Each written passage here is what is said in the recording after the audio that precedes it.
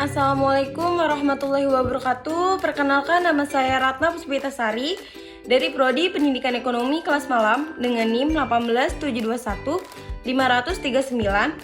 Sebelumnya saya hormati Ibu Cynthia Anissa RP, SPD MPDS, selaku dosen pengampu mata kuliah perkembangan peserta didik. Di video kali ini saya akan membahas tentang prinsip-prinsip perkembangan. Prinsip-prinsip perkembangan secara umum, pada abad 20 ini penyelidikan mengenai pertumbuhan psikis anak telah dilakukan sangat mendalam dan sangat luas, sehingga abad ini dinamakan abad anak. Hukum pada ilmu alam mempunyai sifat-sifat yang sangat pasti, lain halnya hukum dalam lapangan psikologi. Hukum dalam psikologi sifatnya tidak begitu pasti dan banyak mengandung perkecualian-perkecualian. Ada beberapa jenis prinsip, diantara lain 1. Prinsip kesatuan organis, 2. Prinsip tempo dan irama perkembangan, 3. Tiap-tiap golongan atau spesies mengikuti pola perkembangan umum yang sama, 4. Prinsip konvergensi, dan yang terakhir ada prinsip kematangan. Prinsip perkembangan menurut para ahli.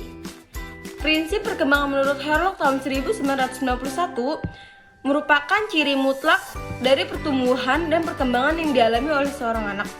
5 prinsip tersebut adalah 1. Adanya perubahan, 2. Perkembangan awal lebih kritis dan daripada perkembangan selanjutnya, 3. Perkembangan merupakan hasil proses kematangan dalam belajar, 4. Pola perkembangan mempunyai karakteristik yang dapat diramalkan, dan terakhir ada terdapat perbedaan individu dan perkembangan. Implikasi prinsip-prinsip perkembangan peserta didik terhadap pendidikan. Yang pertama ada perkembangan peserta didik dan adanya perkonsepsi terhadap pendidikan. Perkonsepsi pada peserta didik dipengaruhi oleh pengalaman langsung mereka, yaitu pengalaman berpikir, pengalaman emosi, dan pengalaman fisik dalam suatu proses sosial.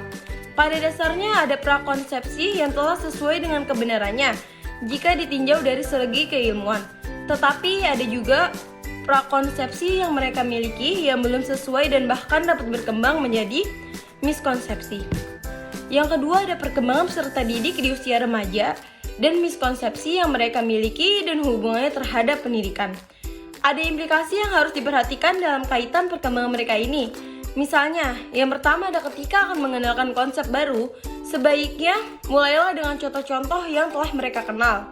Yang kedua, meningkatkan perkembangan serta kecepatan yang berbeda pada peserta didik membuat mereka membutuhkan bantuan dari teman-temannya. Yang ketiga, konsep-konsep abstrak akan menjadi lebih mudah ketika peserta didik dibiasakan untuk mengungkapkan pemikiran dan ide-ide mereka melalui kata-kata atau kalimatnya sendiri.